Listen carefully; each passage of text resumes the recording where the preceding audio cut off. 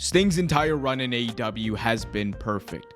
When he came out of retirement in 2020 and joined All Elite Wrestling, it changed the entire perception of his career. Sting was always thought of as one of the most iconic, pardon the pun, wrestlers of all time.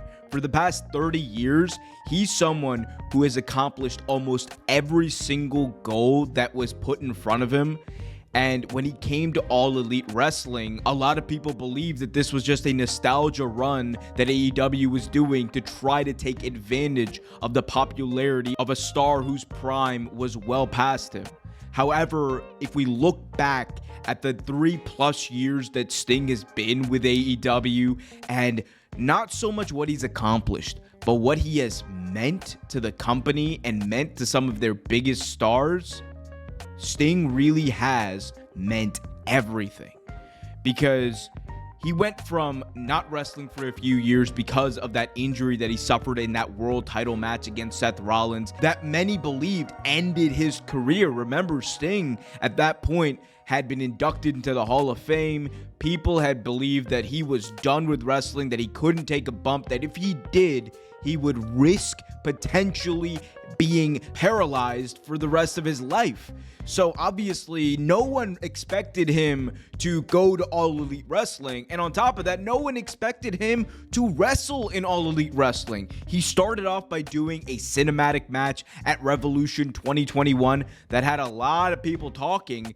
And then he slowly but surely started doing tag team matches with Darby Allin, starting off at Double or Nothing 2021, where he wrestled Scorpio Sky, Ethan Page, and even did a dive off of the set, which absolutely blew people's minds at the time. And ever since then, Sting has been doing just that. He's been doing those high-risk spots. He has been presented as not just a star of the past, but a star of the present.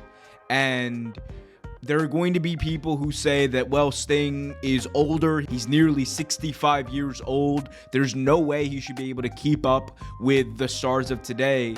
But the fact is that the way that Sting has been presented and the light in which he's been presented in have led us all to forget all of that. And that is the best part about professional wrestling. If you as a promoter can make the fans suspend their disbelief and cheer for someone regardless of what their background or backstory or age may be, that is exactly what you want. You want to make sure that the fans are buying in to what you're putting out there. And they bought in all the way to Sting. And if you just look at the way that he has been able to mesh with and give credibility to a guy like Darby Allin, that is what his run has all been about.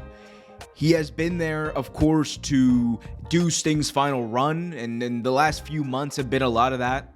But the majority of the time that Sting has spent in AEW, Darby Allin has been the focal point.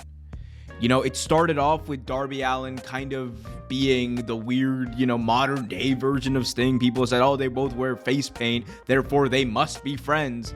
However, over time, it evolved into something that was real.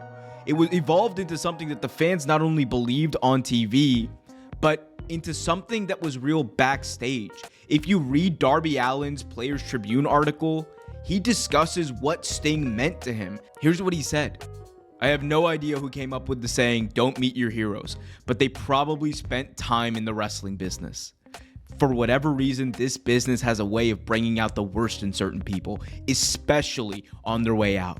When some wrestlers get to the end, that's when you see a lot of bitterness and selfishness, just all around pieces of shit behavior. And really, those guys are products of an environment. They saw guys before them take instead of give, so they feel entitled to pass that down. It's a shitty cycle. He went on to say, for the last 3 years, no matter what situation we were in, he's always been the same person I met in that trailer. And I think that's part of why he's done so well here. He could have easily come up to AEW and said, fuck off, I'm Sting, hit the Scorpion Death Drop or two and gone home. People still would have loved it. the checks would have cleared. Seriously, Sting had nothing to prove to fucking anyone, but he worked his ass off and proved something anyway. To the fans, to the locker room, to the business, and I'm guessing to most of all, himself. Not in some bullshit, you've still got it way, but in this much more powerful way of like taking back what was stolen from him, which is the right to retire on his own terms. And if you listen to what Darby had to say there, nothing he said was untrue.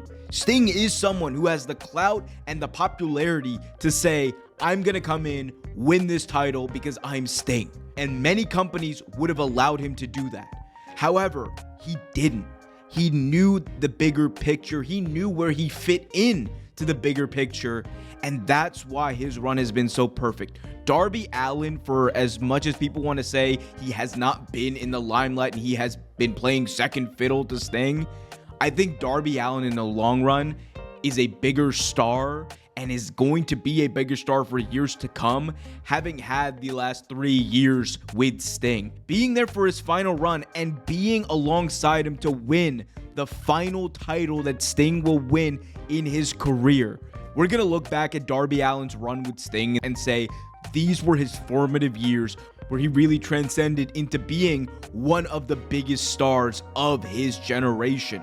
And a lot of that is obviously because of Darby Allin, but a lot of it is also because of Sting and Sting's selflessness. And think about the impact that Sting has had, not only through his presence, but the way he's conducted himself on the entire AEW roster.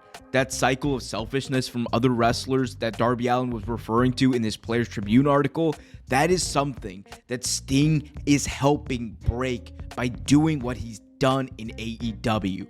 People see Sting walk into a locker room, do business the right way, help people along the way, give advice, and not take the spotlight away from the stars of today, even though he might have the power to do that. That is big. And that's why Sting is getting honored in the way that he is right now. That's why leading up to AEW Revolution, everyone is talking about Sting. That's why 16,000 people are going to pack the Greensboro Coliseum to see Sting's final match.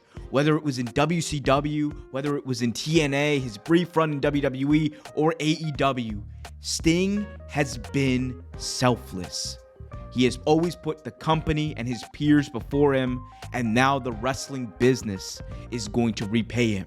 The old saying with Sting is the only thing that's for sure is that nothing's for sure, but what I do know is that Sting has been perfect.